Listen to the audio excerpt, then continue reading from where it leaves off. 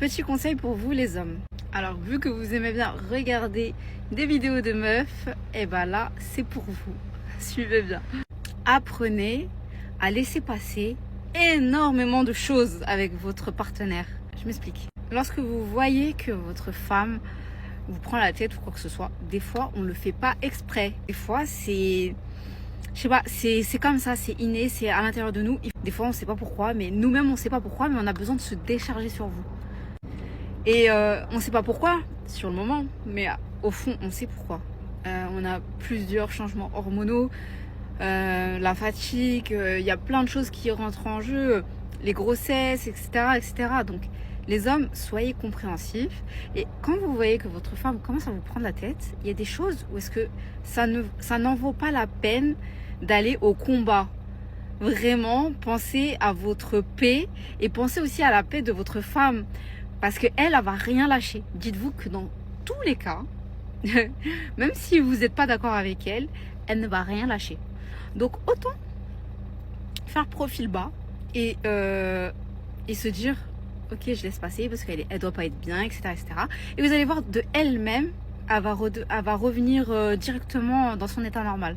Parce que ça lui aura fait du bien de se décharger sans lui faire culpabiliser. La preuve. Tu laisses tout passer avec moi? C'est la bagarre. Bien sûr. C'est la bagarre à chaque fois.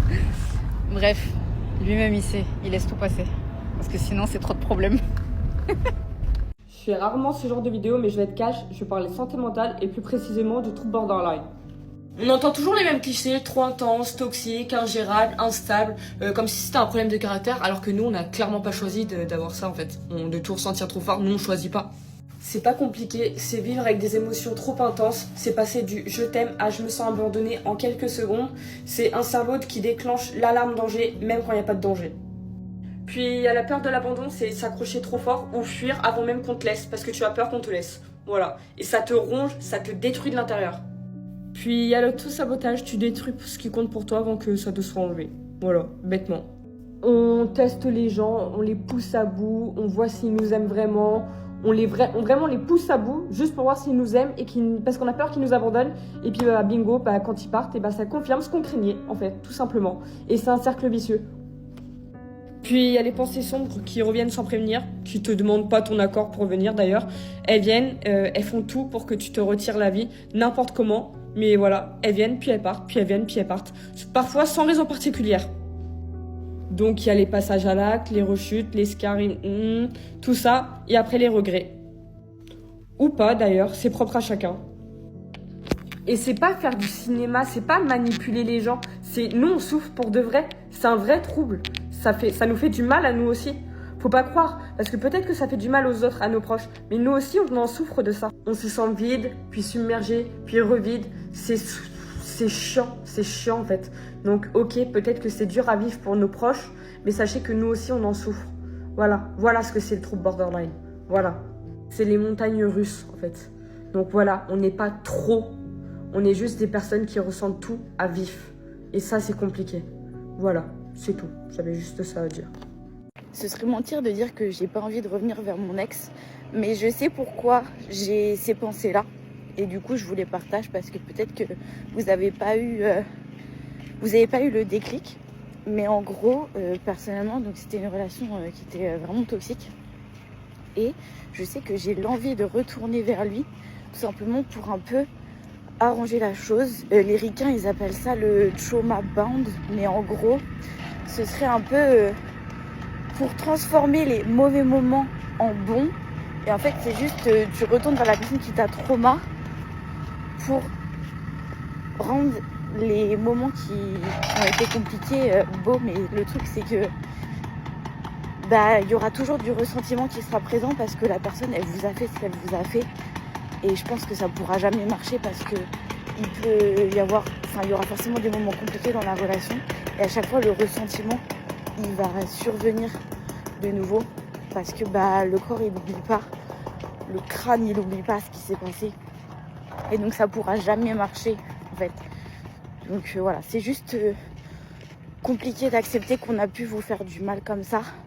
Donc vous avez besoin un peu d'avoir un câlin en fait de la personne qui vous a fait du mal.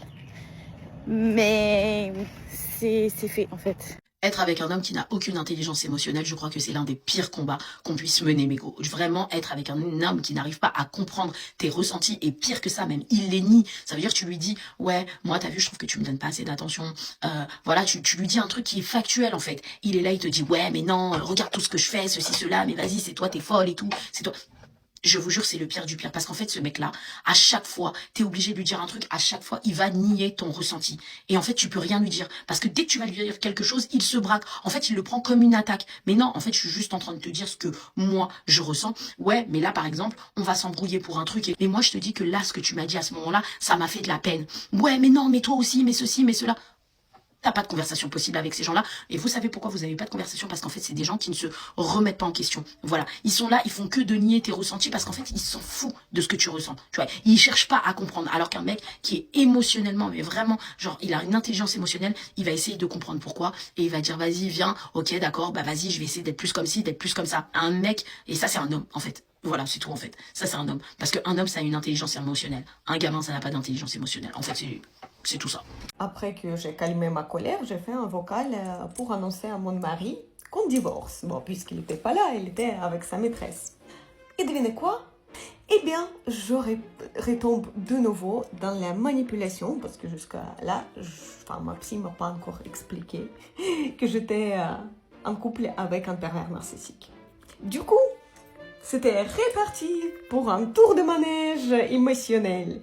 Et il commence à jouer la carte de victime, cette carte préférée de pervers narcissique qu'on connaît maintenant toutes.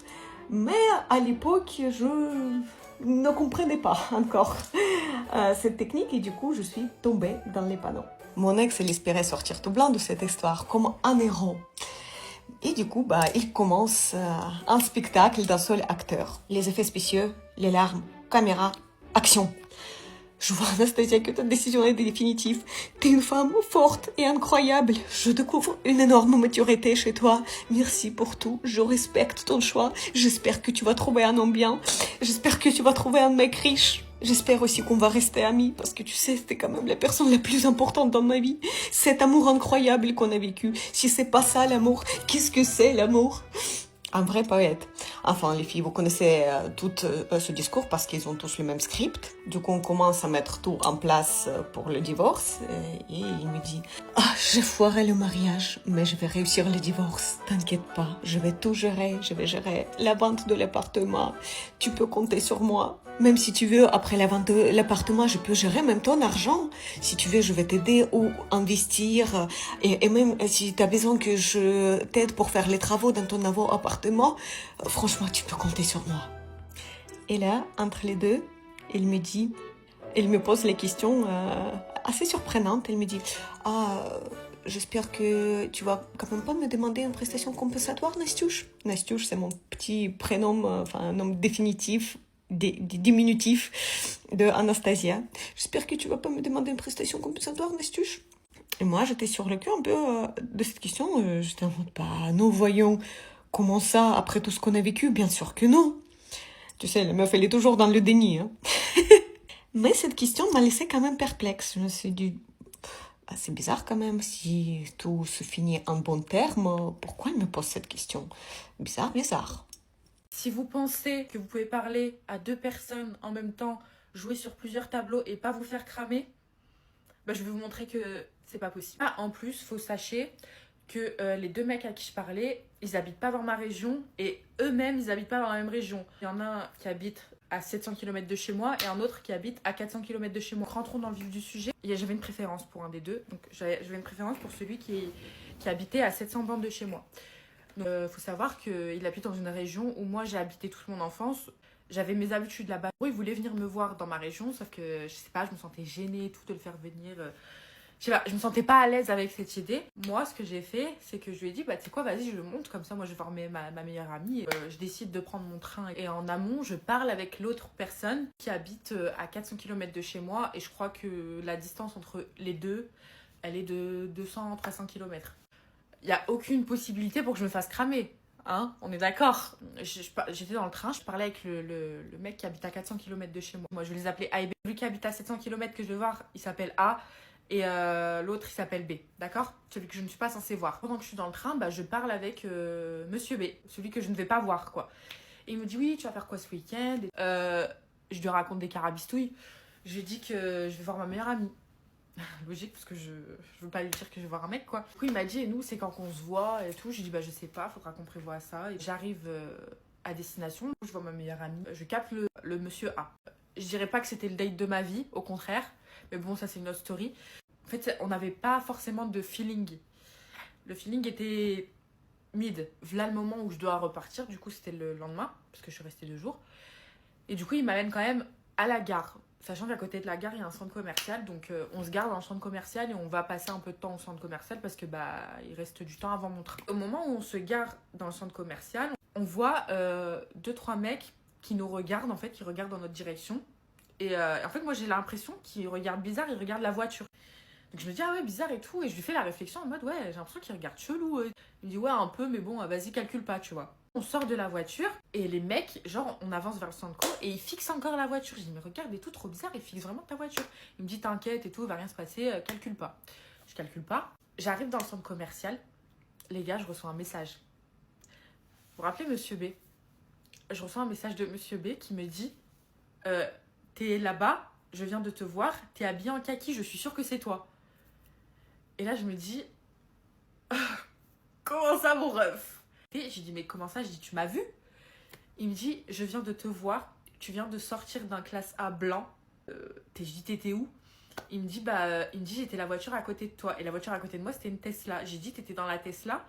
Il me dit, oui. Il me dit, j'étais juste à côté. Il me dit, je t'ai vu sortir de la voiture. Il me dit, j'ai bugué. Je me suis dit, c'est pas possible. Elle m'a dit qu'elle était avec sa meilleure amie et je te vois avec un mec.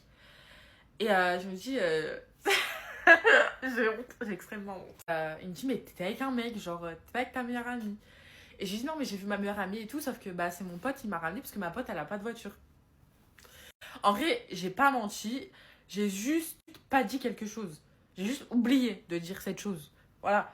Mais sinon, j'ai vraiment vu ma meilleure amie. Il me dit, oui, tu vois, il y avait 2-3 mecs qui attendaient devant, bah, c'était mes potes, ils attendaient que je range ma sacoche dans la voiture. Et j'étais en mode, mais pardon. Et moi, pendant tout ce temps-là, je pensais qu'ils nous regardaient, nous. Alors qu'en fait, ils regardaient juste la voiture à côté, qui était la Tesla. Et il me dit, tu sais quoi, truc de fou, c'est la première fois de ma vie que je viens ici. En gros, il me disait qu'il avait un pote qui avait emménagé là-bas. Et qu'il était venu le voir parce que c'était son anniversaire. Et il m'a dit, c'est la première fois de ma vie que je mets un pied ici. On était choqués, lui et moi, du fait qu'on se soit jamais vus.